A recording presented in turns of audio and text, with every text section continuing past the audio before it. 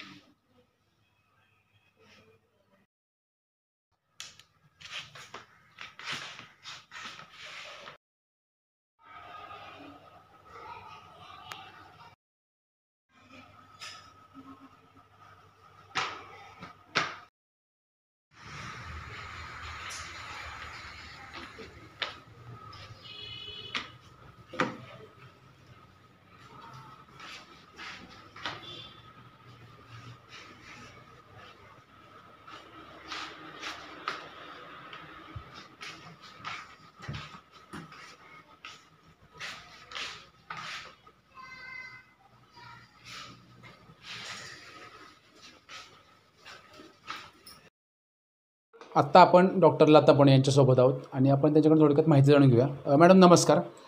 पहिले तर आपल्या जे क्लिनिक आहे जे आयुर्वेदिक आहे त्याच्याबद्दल आपण काय सांगाल? नमस्कार, मी डॉक्टर लता पुणे. माझं graduation post graduation government college नांदेडहून झालेलं आहे. मी मागील 22 वर्षापासून आयुर्वेद क्षेत्रामध्ये कार्य करते. सध्या मी PhD करत आहे DY पाटील आयुर्वेद कॉलेज पिंपरी चिंचवड येथे. आणि तळेगावला येऊन मला 12 वर्ष झाली. मी 12 वर्षापासून इथे आयुर्वेदाची प्रॅक्टिस करत आहे आणि यापूर्वी मग मी नांदेडमध्ये आयुर्वेदाची प्रॅक्टिस करत होते. बरं, आता जो श्रावण महिना चालू आहे साधारण त्याच्यामध्ये नागरिकांनी कसा आहार घ्यावा असं आपण काय सांगाल? आयुर्वेदमध्ये काय सांगितलेलं आहे?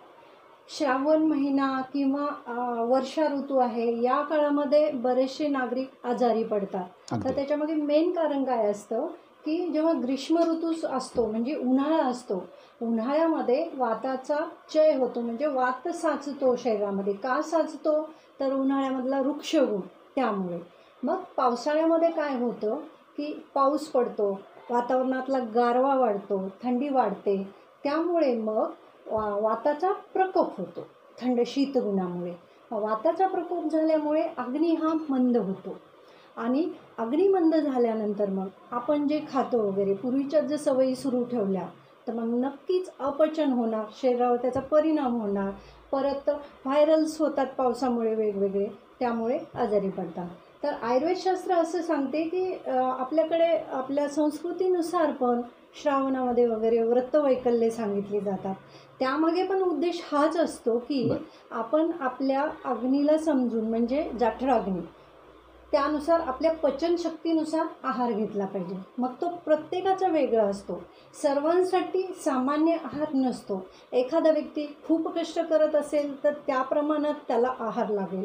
एखाद्या व्यक्तीची बैठी जीवनशैली आहे, कष्ट कमी आहे किंवा कम्प्युटरवरचं काम आहे, तर नक्कीच त्याला आहार कमी लागणार.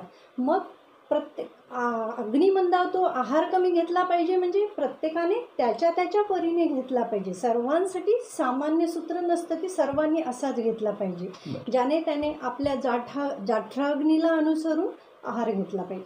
बरं, नक्की आहारामध्ये कसला समावेश करावा असं काय? आहारांमध्ये हलके, पचायला सोपे असे पदार्थ घ्यावे. सर्वात मेन ताजे पदार्थ घ्यावे.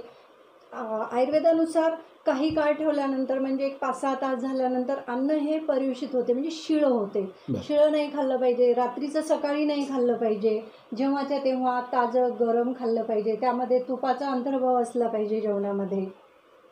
आणि फळांच्या बाबतीत बोलायचं म्हटलं तर गो फॉर लोकल सीजनल, म्हणजे जे काही तुम्हाला स्थानिक पिकते आणि ऋतूनुसार पिकते ते खाल्लं पाहिजे केव्हाही. अगदीच आपण कुठलं तरी फळ खातोय ते आपल्या भागातही पिकत नाही, ते त्या ऋतूमधलंही नाही, तर मग नक्कीच ते तुमच्या शरीरासाठी उपद्रवी ठरेल. थोडक्यात जे ऋतूप्रमाणे फळे ते सुद्धा आपण खायला हवे.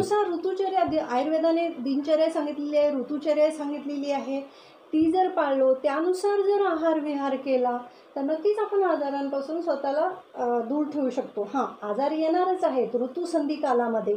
ऋतुसंधी काल म्हणजे एक ऋतू संपून जेव्हा दुसरा ऋतू येतो त्यामधला जो संक्रमणाचा काळ असतो, ट्रान्झिशनल पिरियड, तो ऋतुसंधी काळ.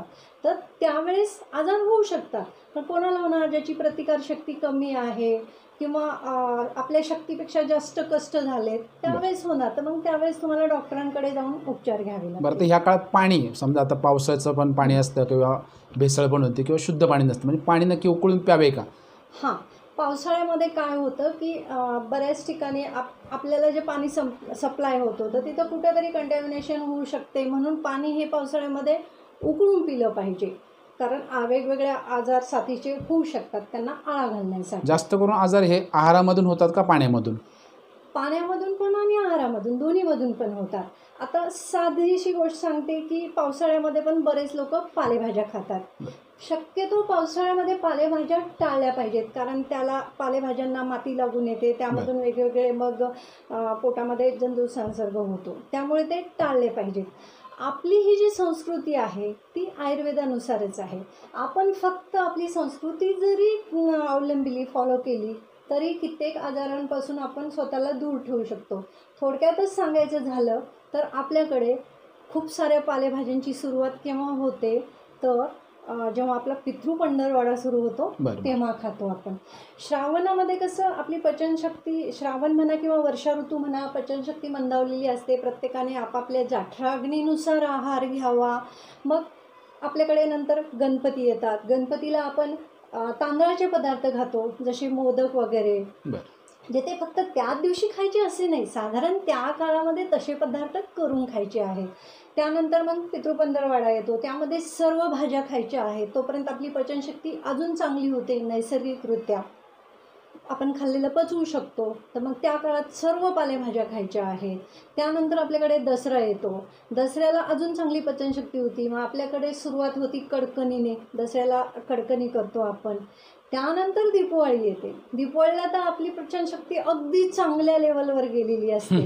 तर तेव्हा तर मग आपण फराळाचा बारच उडवून देतो, एवढ्या मोठ्या प्रमाणावर खातो. मग तेव्हा ते खाल्लं पाहिजे, कारण तेव्हा आपला जठराग्नी तेवढा प्रदीप्त झालेला असतो, खाल्लेला आपण पचवू शकतो. त्याच काळात मग आपण डिंकाचे लाडू वगैरे करून खातो. ते पौष्टिक खाल्लं पाहिजे, किंवा तेव्हा पचनशक्ती चांगली असते.